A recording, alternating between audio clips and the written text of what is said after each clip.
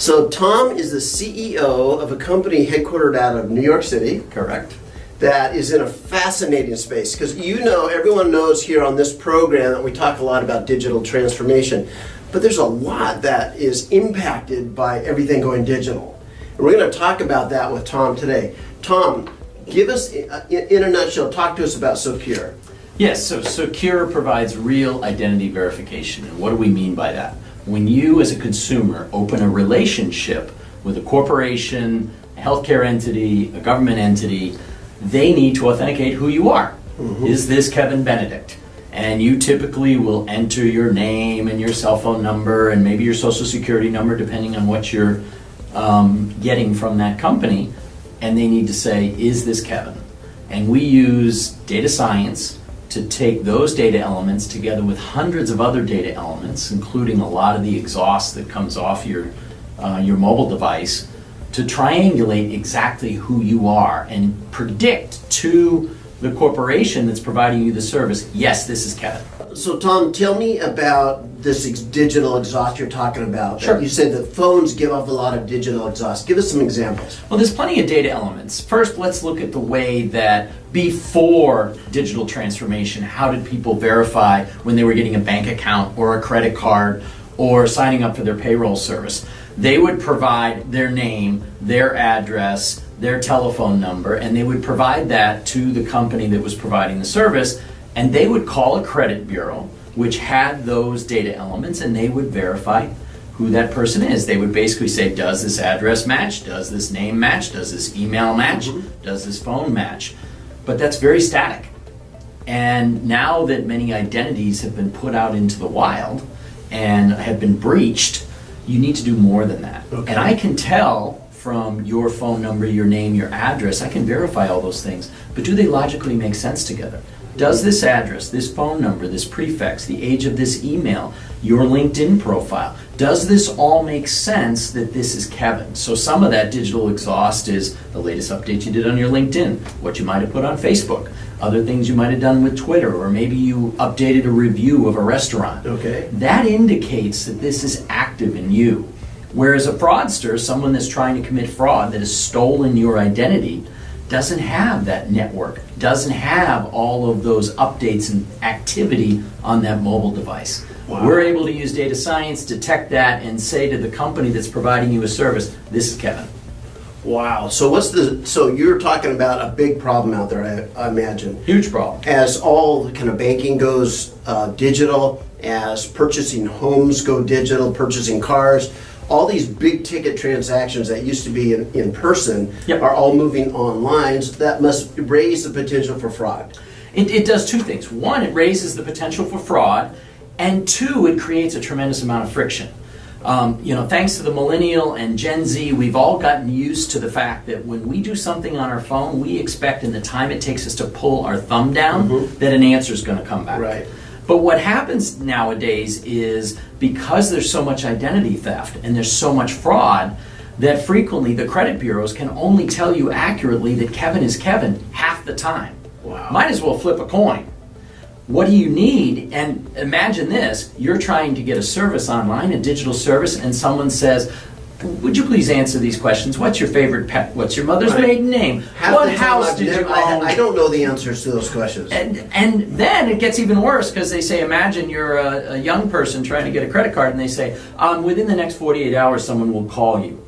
What do you think that does for your ability to gain that customer? Wow. So they're going to walk away, they're going to forget about the transaction. They're going to move on to a fintech or some new digital bank or digital entity that's going to provide the service instead. So when you're talking to your clients, how big a problem is it? How do you measure that? So let's take the new iPhones got announced yesterday.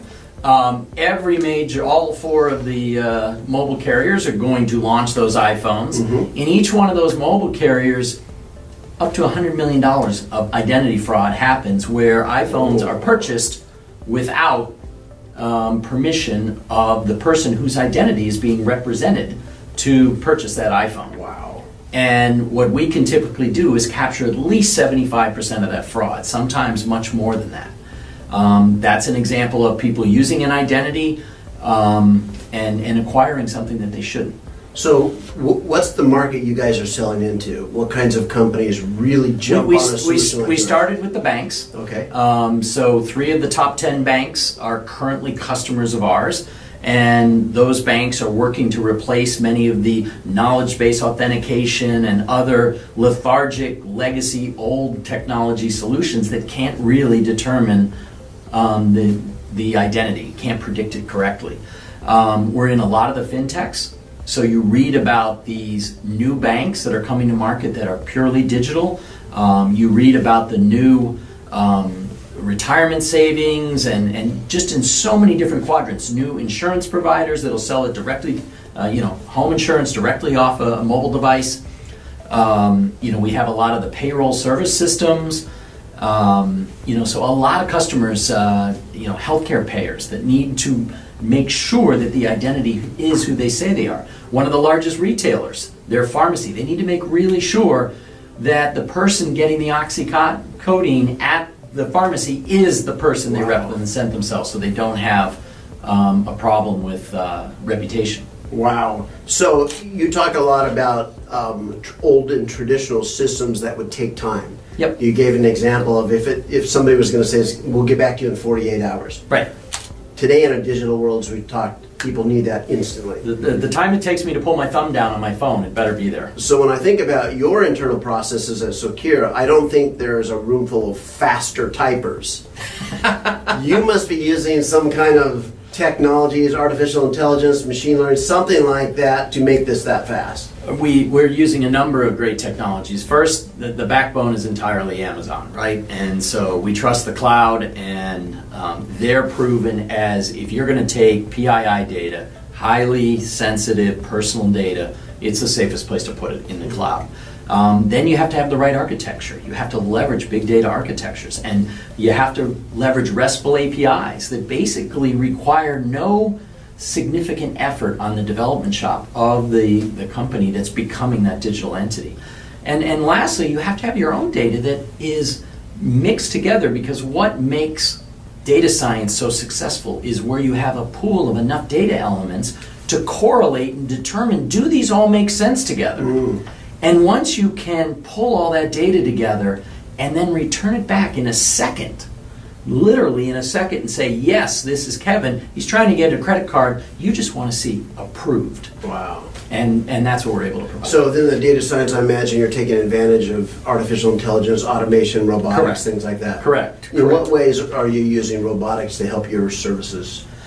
So we leverage a number of AI services that help us automatically. The robots, improve the robots on a continuous basis. We're constantly making new algorithms to challenge the existing algorithms and constantly make the solution better and better. Because the key words, everyone talks about AI and machine learning, the key word in machine learning is learning. If you have enough data and you have the ability to allow the algorithms to learn, you can get better and better at predicting who that person is that's on the other side of that transaction. Okay, so I trust you, Tom, but you're telling me that this is necessary and this is popular and that people want it. How do I really know that's true? How fast is your company growing today? Right now we're tripling our revenues. We just won an award from Forbes last night for becoming one of the Cloud 100. Okay. Which is a very distinguished group and highlighted in Forbes magazine. We've gone from none of the top 10 banks to 3 of the top 10 banks to actually piloting and testing an additional 2. So at some point, the market needs a single source of trust in identity. They need someone they can trust to predict to them this is who they say they are. And we think Socure is that, and that's why we're growing so quickly, raising money. It's an exciting time. Well, that's great. Well, Tom, I want to thank you so much for being on the program today. Yeah. And for sharing your success and your knowledge and, helping us all envision that there's a lot more that happens behind the scenes in a world that's being digitally transformed. So thank you guys for joining us.